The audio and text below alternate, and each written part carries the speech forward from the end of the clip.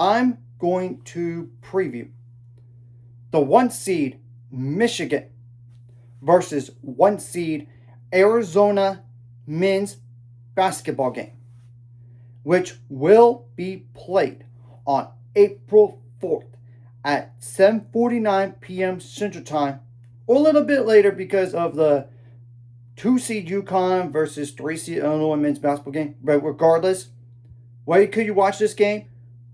TBS, TruTv, or HBO Max. And I apologize for looking down because I cannot memorize all this stuff.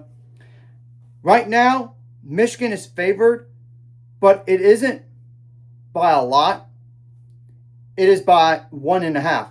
And this is in Indianapolis, Indiana, at Lucas Oil Stadium. I do expect both fan bases to show up. Technically, Michigan is closer, but don't underestimate the Arizona fans in terms of travel.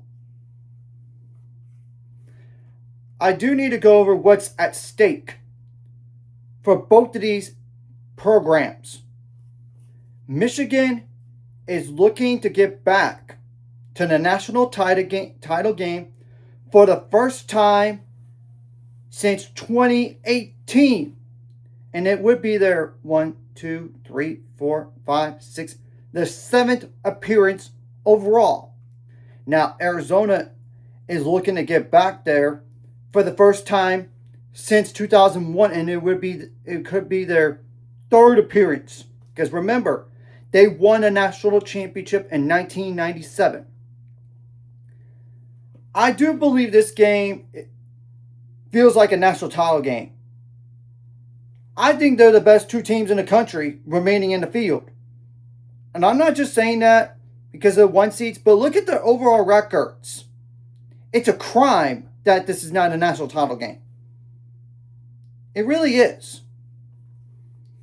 They both have less than 3 losses, 3 or fewer losses on the year. And in fact, they have a combined 5 losses overall. Michigan's 35-3 overall. 19-1 in the Big Ten.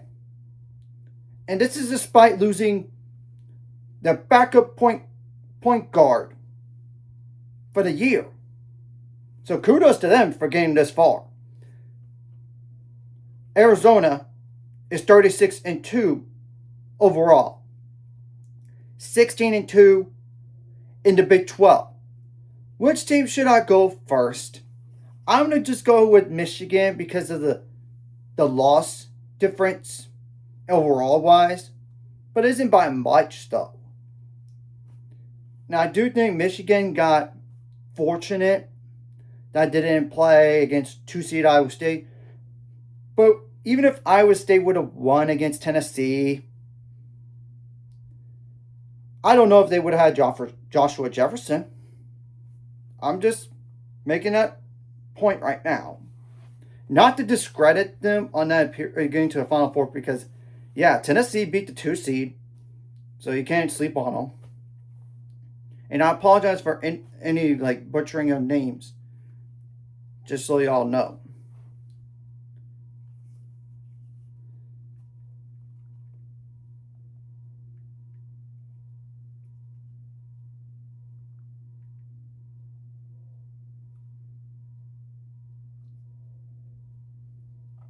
Okay, first player to keep it on from Michigan is Yaxel Lindenborg, number 23, 6'9", 240-pound forward. That is a senior.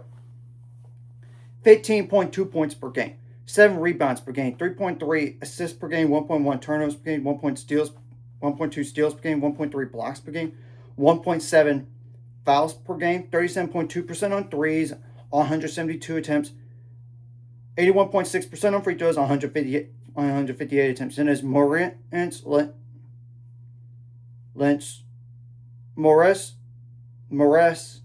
Johnson Jr., number 21, 6'9". He's a 6'9", 250-pound forward. That is a sophomore.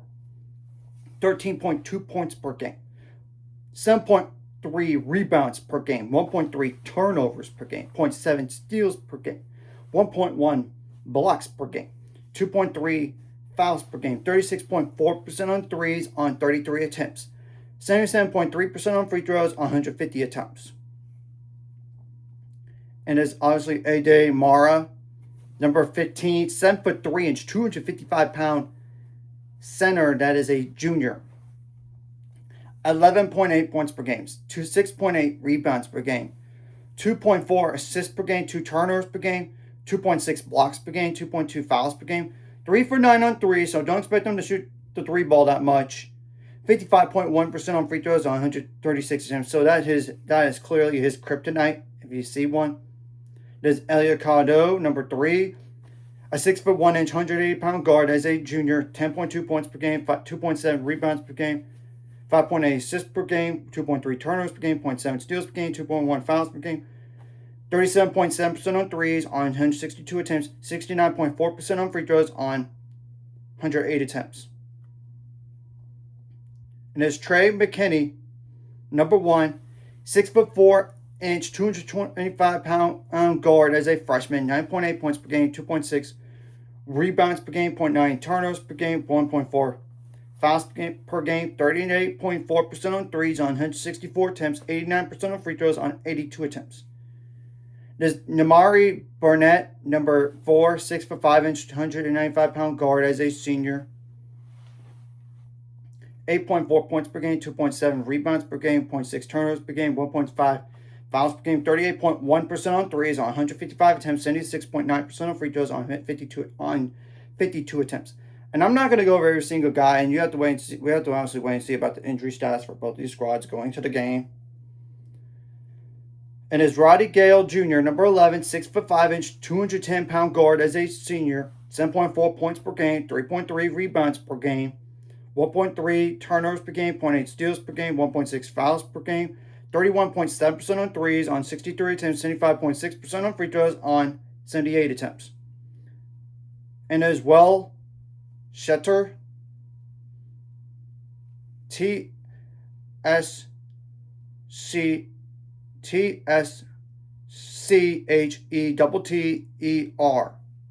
Apologize if I butchered that. Number 42. 6'8", 230-pound forward as a senior, 3.7 points per game. And really 1.2 fouls per game, 35.4% on threes on 82 attempts, 90.9% on free throws on 33 attempts. Yeah, that's really the last guy to mention, to be honest. Now for Arizona, I'm a little bit more familiar with, obviously, because I am in Big 12 country. The first player is Braden Burries, number 5, 6'4", 205-pound guard as a freshman, 16.1 points per game, 4.9 rebounds per game, 2.5 assists per game, 1.5 turnovers per game, 1.5 steals per game, 2 fouls per game, 40.2% on threes on 169 attempts, 80.6% on free throws on 165 attempts. There's Koa Pete, number 10, 6'8", 235-pound forward as a freshman, 14.1 points per game, 5.5 rebounds per game, 2.7 assists per game, 1.7 turnovers per game, 0.6 steals per game, 0.7 blocks per game, 2.3 fouls per game, 31.6% on threes, but that's on 19 attempts, 61.6% on free throws on 61.6% on free throws on 159 attempts. There's Jaden Bradley, number 0, 6'3", 200-pound guard as a senior, 13.3 points per game, 3.5 rebounds per game, 4.4 assists per game, 1.7 turnovers per game, 1.4 steals per game, 2 fouls per game, 39.4% on threes on 66 attempts, 80.8% on free throws on 182 attempts. And there's Ivan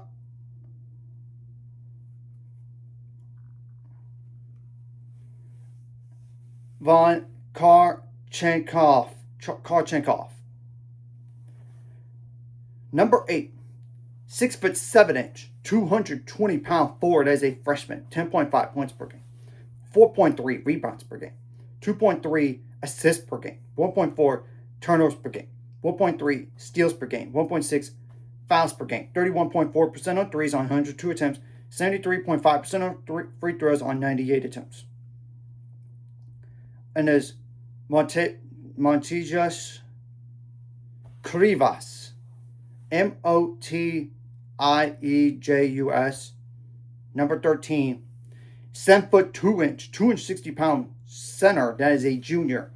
10.4 points per game, 8.2 rebounds per game, 1.3 turnovers per game, 0.7 steals per game, 1.9 blocks per game, 2.6 assists per. 2.6 blocks. 2.6 fouls per game. 30.8% on threes, but that's on 13 attempts, so don't expect them to shoot threes. 78.5% on free throws on 163 attempts.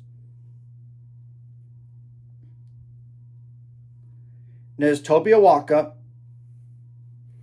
number 30, 6'8" 255-pound forward as a senior, 9.3 points per game, 9.1 rebounds per game, 1 turnover per game, 0.7 blocks per game, 2.7 fouls per game, 45.5% on threes, but that's on 11 attempts, 64.6% on free throws on 147 attempts.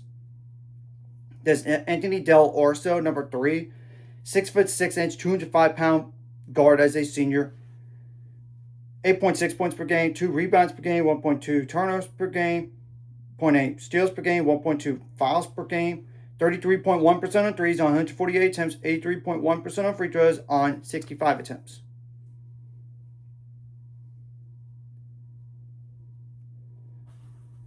There's Dwayne Aristode, number 2, 6'8", 220-pound forward as a freshman, 3.9 points per game, and really 0.8 fouls per game. 45.3% on threes on 64 attempts, 50% on free throws on 20 attempts. And really the last guy to go over, I'm not sure he's really going to play,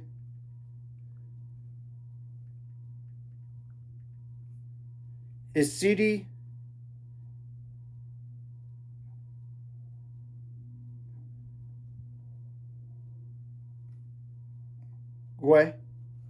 Gueye, Gueye, or Gay. Number 15, 6'11", 215-pound forward as a freshman.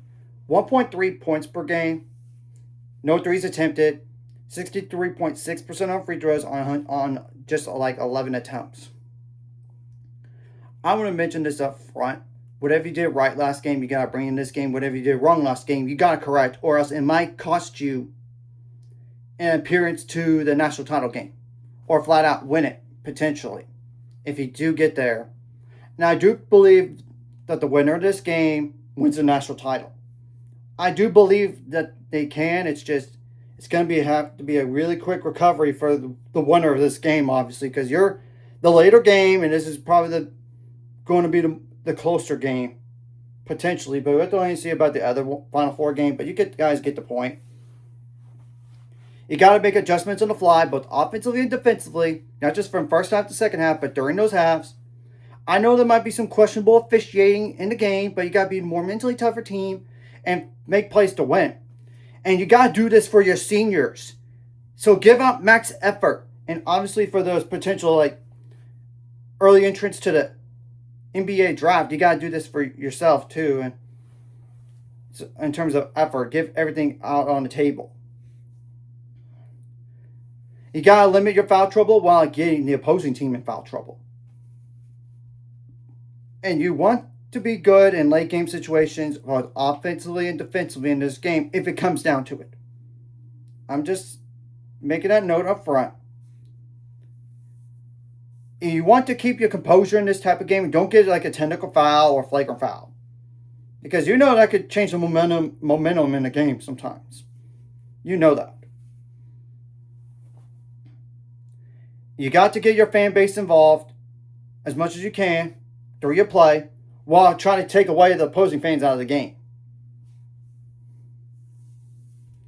On defense, you got to contain the shooters, contain the slashers, limit the points in the paint as much as you can.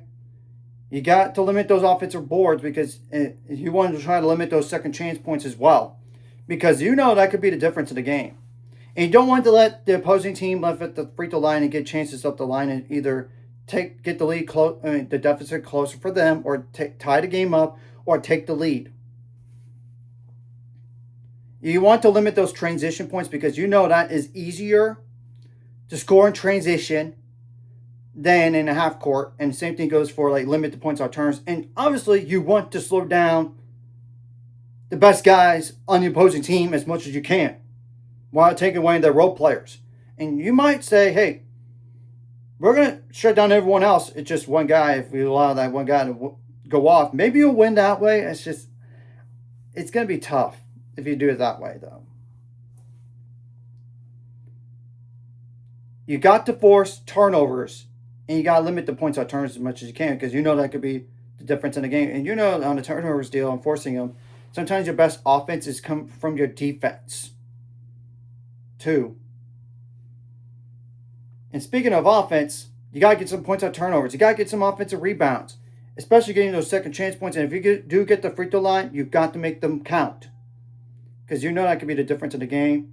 You got to get some points in the paint, whether it's a straight up post up or pick and roll or drive to the basket. You got to have good shot selection in this type of game. You got to take care of the ball.